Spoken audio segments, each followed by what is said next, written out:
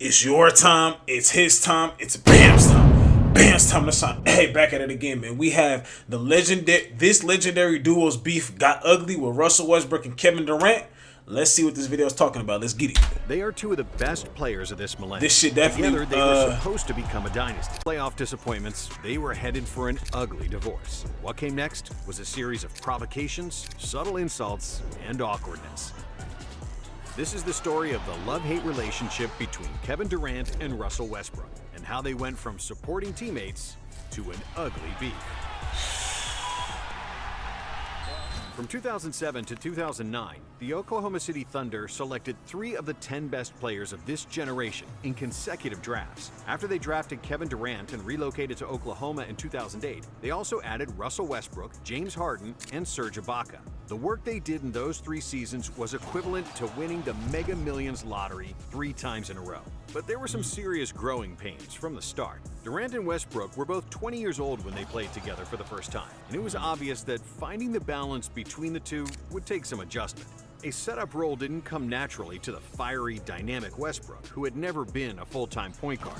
Russ led the league in total turnovers as a rookie, as Oklahoma City won just 23 games. However, with James Harden and Serge Ibaka on board, the Thunder became a dominant team, winning 50 and 55 games the following 2 seasons. And yet, months before their run to the 2012 NBA Finals, the first sign Russ used to fly, bro. 2 seasons. And yet, months before he used to really get up, bro. Their run to the 2012 NBA Finals, the first signs of trouble arose. Things got heated during a December game against the Grizzlies, when Durant tried to calm the angry Westbrook during a timeout, after Russ ripped into teammate Thabo Sefolosha for hesitating on an open 3. Durant and Westbrook began to argue, and it ended with Russ swatting away KD's hand. It wasn't a good look, especially because Westbrook finished the game 0 for 13, while Durant scored 32 points and bailed the Thunder out, winning 98-95. After the game, KD told people close to him that he wanted a meeting with general manager Sam Presti to discuss his growing doubts about Westbrook. But that meeting never happened, and Durant decided to keep building on the promise that they were going to win a title together. Is that true? But where's like the evidence on this shit? I gotta turn the volume down. Where's the evidence on that?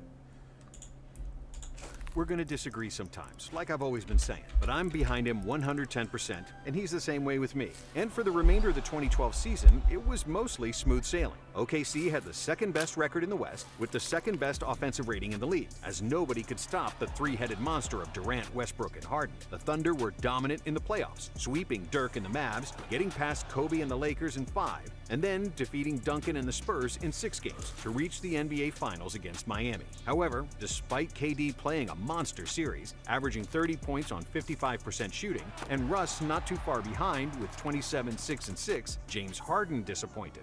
The Beard averaged just 12 points in the series, scoring under 10 points in 3 of the 5 games. But even though he had a bad series, Harden was a big reason why the Thunder got to the finals in the first place. Knocks it down at the buzzer. So what happened? Bro, imagine if they kept Harden. I don't think, obviously Harden doesn't grow into the player that he was in Houston. He doesn't do what he doesn't. Houston James Harden doesn't exist if he stays in OKC. It's clear as day for the simple fact. I mean, averaging 36 with KD there, Russ. Like, you know, at the time it just doesn't. Sometimes when people leave, that's when you see elevation in their game. But to think that he would have did that with that team, that wouldn't have been needed nor asked of him to do that. He was a 6-man on this team that had crazy scoring ability, just a 6-man.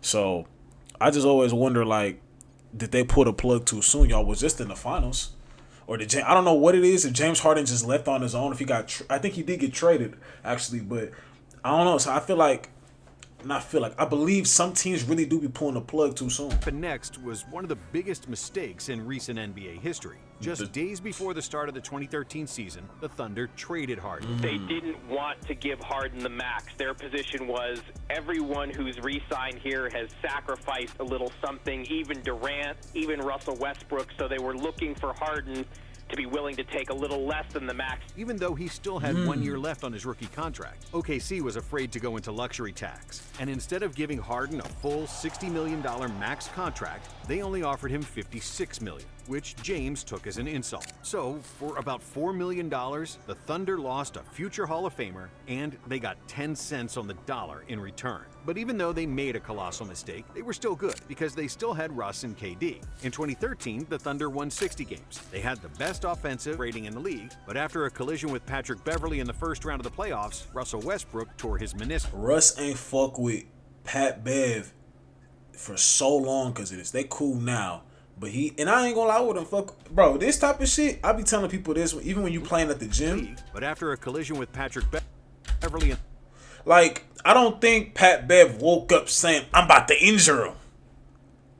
I don't think he woke up saying that he's about to injure him. But then there was a play, I think a couple years later, where Pat Bev, I think he did the exact same thing, and Russ got mad, like, bro, you already fucked my shit up because of that.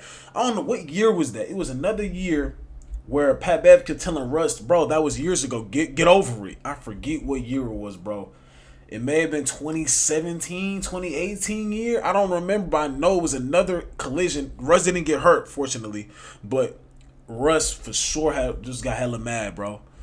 And in this play, I ain't gonna lie. Like I said, I don't think Pat Bev woke up saying I'm about to go injure him. But, bro, this shit would have, oh, my God, I'd have been mad. In the first round of the playoffs, Russell Westbrook tore his meniscus. I'd have been hot. OKC still managed to win the first round against Harden and the Rockets, but they quickly got ousted from the playoffs in the next round against Memphis. With the season on the line and the Thunder on the brink of extinction, Kevin Durant looked like he had the weight of the world on his shoulders.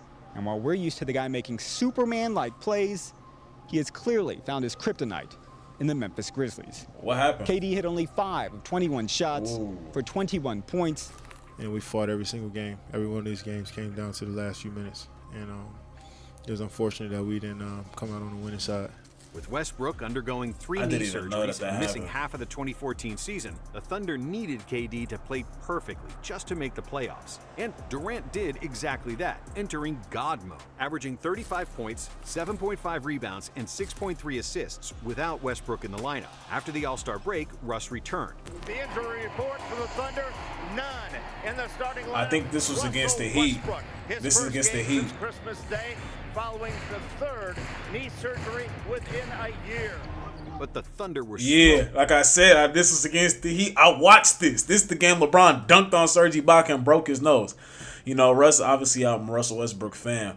I ain't gonna lie, when Russ played LeBron, I need Russ, I want you to play good but lose. I'm sorry. You my guy. Nothing personal. You my guy, Russ. When you play against LeBron, I want you to play great, but I need you to lose too. Don't play too good. Sorry. That's just what it is. Nothing personal, bro. I mean, nothing personal, Russ. That's just how it is, bro. I'm sorry. But, yeah, I was watching this game live. Miami Heat. This is 2014. This when LeBron after was they killing lost shit. 2 more games, with He's Durant always and killing Westbrook shit. both playing heavy doses of iso ball, KD started worrying that the readjustment to Westbrook would hurt his chances of winning the MVP. Then, Brian Keefe, a Thunder assistant at the time, delivered a blunt message: get over yourself. He let me know how bad I was, my body language, my attitude. I just decided to look at myself and self-evaluate. He was right. I had to change how I was thinking, how I was acting towards my teammates, everything. And after that meeting, the Thunder started winning games, finishing the season with 59 wins. And with 32 points per game, KD finally won the MVP award. In one of the most famous MVP speeches ever, Kevin was extremely emotional, especially when thanking his mother.